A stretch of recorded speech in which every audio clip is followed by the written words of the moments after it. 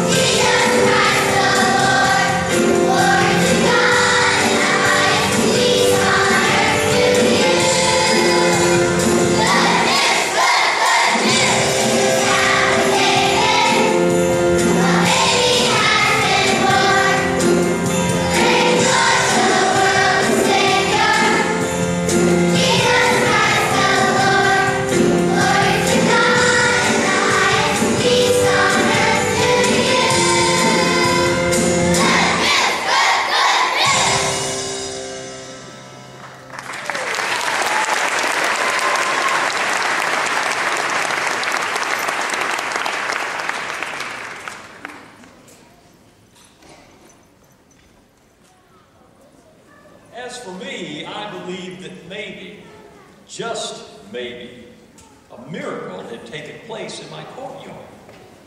The very next day, I helped a young man find a house for his family. though it would be a couple of days before his wife could move from the courtyard. Excuse me a moment. Actors! Why are you standing there? Set up for Act 2! Come on, move! Move! Maybe faster than the last time. Thank you. Actors, shepherds, who can tell the difference, I soon found out the young man's name was Joseph, and his wife was Mary. They named their little boy Yeshua, or Jesus. What a name! Yahweh's salvation. Over the next couple of years, I managed to check in on them from time to time. Remarkable things continued to happen concerning this child. There were those strange visitors from the east, Magi, who came seeking out the child and bringing him wonderful gifts. Never before had I hosted such guests in my humble calm. But right after their visit, Mary and Joseph and little Yeshua disappeared. They must have left in the dead of night. The very next day, Herod sent his soldiers to our village. And the soldiers, they killed our children. Every little boy under the age of 2. It was terrible. Mothers crying for their children. Babies screaming. Fathers trying to defend their families. Great sadness settled over our village. And yet, I took consolation in the fact that somehow little Yeshua had escaped. I lost track of he and his family after that, though I later heard a rumor that they had settled in a small village in the Galilee. Nazareth, I believe it was. Though Yeshua and his parents were gone, I thought of them often. I wondered, what was it like to raise that child? What, you know how difficult it is to raise any child.